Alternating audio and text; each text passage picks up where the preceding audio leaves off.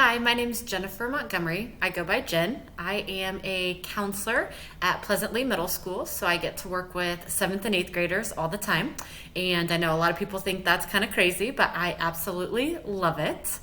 I am taking this class because I think it's really interesting to see the different types of personality traits, our top strengths, like the Strengths Finder, finding ways that might describe who we are as people and how then those things allow us to interact with others. For instance, our colleagues, our students, our families that we work with.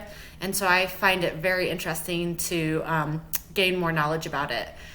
When it comes to the Enneagrams, I would say I have a little bit of knowledge. I have read one book before and gained a little bit of information, and I am really excited to learn more about the Enneagrams and how that allows me to interact with others.